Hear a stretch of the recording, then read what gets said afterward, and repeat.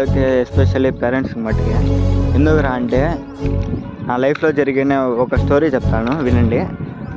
ఇంత previous 2 years back మా friend ఉన్నాడు క్లాస్లో. అతనికి అయితే వానికి మాకు అంతగా సంబంధం లేదు. అంటే ఏమంటే వాడికి వాడి ఇష్టం, మేము యువత వాడిని పట్టించుకునే వాళ్ళు కాదు. వాడి ఇష్టం, వాడు ఏమైనా చేసుకుంటే మనకెందుకు లేదని మేము సైలెంట్ అయిపోయాం.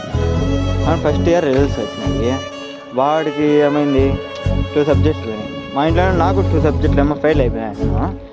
మా ఇంట్లో విషయం పక్క పెడితే వాడి విషయం ఎట్లుంటే వాళ్ళ ఇంట్లో వాళ్ళు వానికైతే పాపం చాలా చిత్రహింసలు పెట్టి ఇంకా అనాల్సిన మాటలు అన్నారు. ఇంకా ఫెయిల్ అయితే అంటారు కదా, అలా అని పాపము వాళ్ళ దగ్గర తిట్లు తిని ఇంకా తింటారు కామన్. ఇంకా బాధలో వాళ్ళు అంటారు కాబట్టి ఇంకా అది కామన్.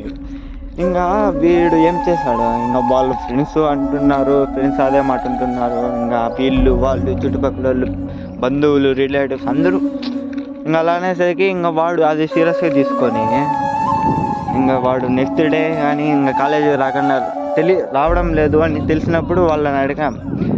మా ఫ్రెండ్ వేరే వాళ్ళ ఇంటి దగ్గర వాడిని అడిగితే వాడు ఇలా చెప్పాడు, మామ ఇంకా వాడు ఇంకా మనకి లేడురా, పాపం వాడు ఇంకా ఇలా అంటుంటే ఇంకా అలా అయిపోయినారా, వాడు ఇంకా మనకి లేడురా, అందుకనే ఇంకా వాడు కనబడడం లేదు, ఇంకా రావడం లేదు కాలేజ్కి అని అంటున్నాను.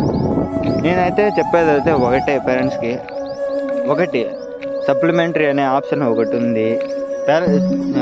స్టూడెంట్స్కి కూడా అదే ఒకటే చెప్తాను, సప్లిమెంటరీ అనే ఆప్షన్ ఒకటి ఉంది, అది కూడా ఎంచుకోవచ్చు కదా. అది ఒకసారి ఫెయిల్ అయిపోతే ఇంకొకసారి లైఫ్ అనేది ఇంతతో ఎగ్జామ్తో అయితే ఆగిపోదు కదా.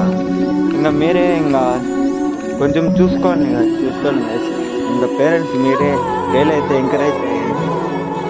మా ఇంట్లోనూ ఇంకా నా టాపిక్ ఎత్తుకుంటే మా ఇంట్లోనూ చాలా మాట్లాడినారు, చాలా ఇన్సల్ట్ అయ్యాను. ఇంక చాలా మంది అంటున్నారు, అది కామన్. ఇంక వదిలేసి నెక్స్ట్ ఇయర్ సప్లిమెంటరీలో ఫస్ట్ అటెంప్ట్కే ఆల్ సబ్జెక్ట్స్ అన్నీ క్లియర్ చేస్తాను.